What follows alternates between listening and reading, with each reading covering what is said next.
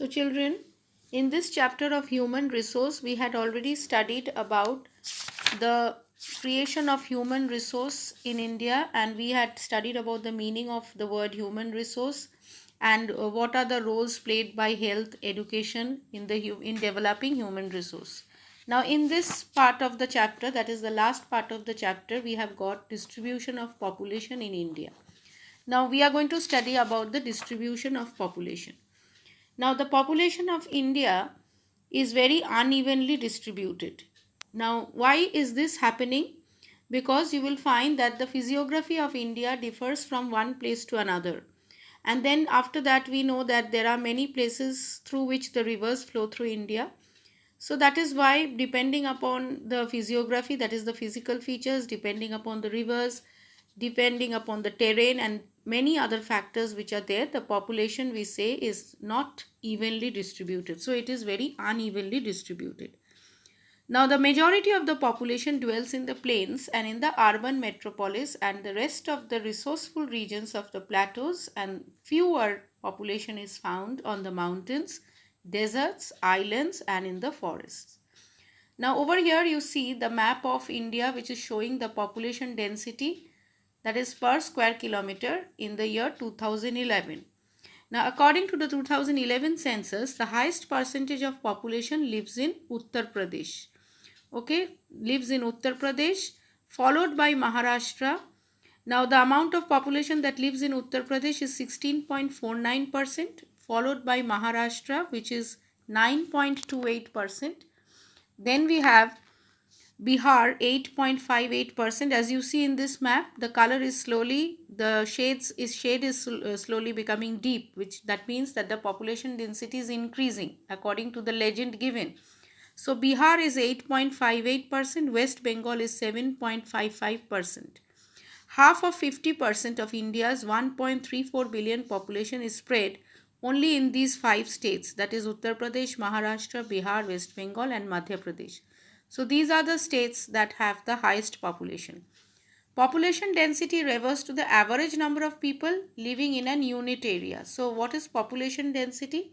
To find out population density, we say that population density is equal to total population divided by the total area of the country.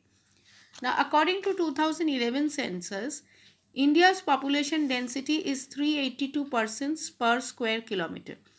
Now, this is quite higher than the world's average. India is the world's second highest populated country after China. Favorable climate, good farming conditions, ample water supply, plain land for the development of agriculture, industry, trade, and transport are the conditions that support a higher density of people.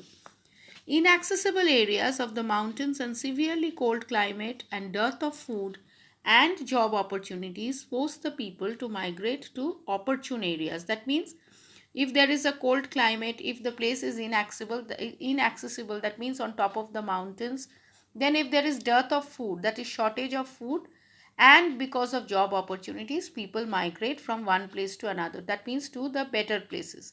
Thus, we see that scarcity of population densities in the states of Sikkim, Mizoram, Arunachal Pradesh, and Andaman and Nicobar Islands. So, in this map also you can see the shades of that green color is becoming very, very low. That means that it shows that Arunachal Pradesh, Meghalaya, Mizoram, these are the places that have very low population. Even the Andaman and the Nicobar Islands. The higher density of population indicate better opportunities for health, education, job, and better quality of life. These characteristics are usually found in the urban areas. So wherever you have the urban areas, you will find people are living more over there. However, lower densities are also indicative of lack of human resource building opportunities. These areas have poor living conditions and lack of resource development, and therefore are economically underdeveloped regions. So wherever you have underdeveloped regions, economically backward regions, these are the places that have low density of population. Now, population is constantly changing. We are saying it's growing. And in order to study the changing population, it is very, very important to know the factors, okay, the components on which the population depends. Now we are going to do the major components or the factors on which population growth or change depends. Now, what are the major factors? Here you will see point number 1, that is crude birth rate. Now, it is a major component of population growth. India shows a higher birth rate, that is from the year 1951 to 2001.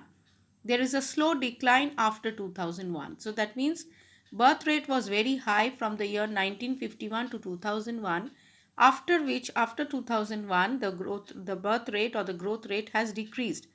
Birth rates always tend to be higher in the developing countries. According to 2011 census, birth rate in India was 20.97% per thousand population of India. A high birth rate is not conducive to development. So if you have a high birth rate in a country, then it will not bring much development in that economic development in that country.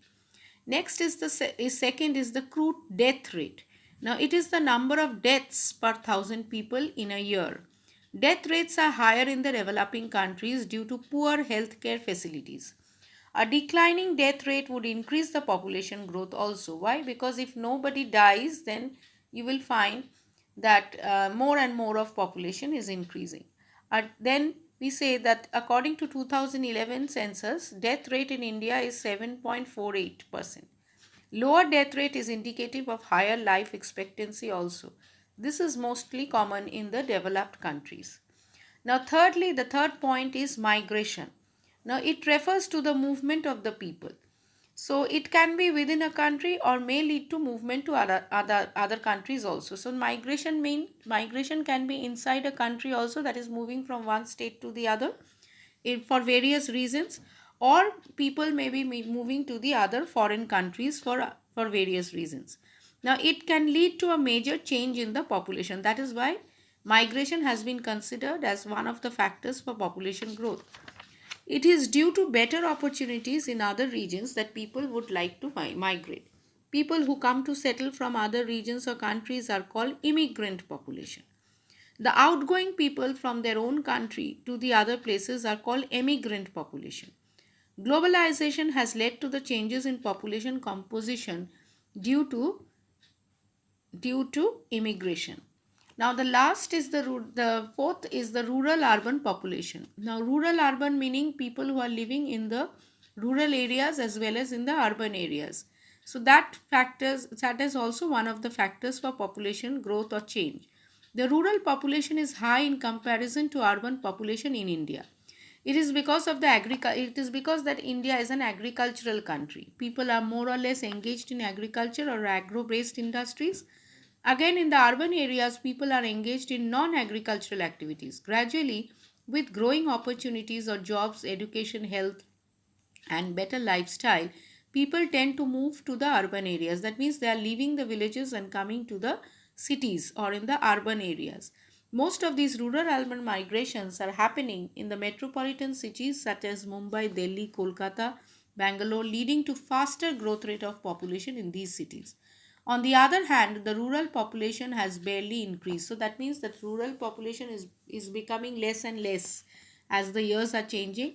But the urban population has steadily showed a that it is growing or it's becoming high.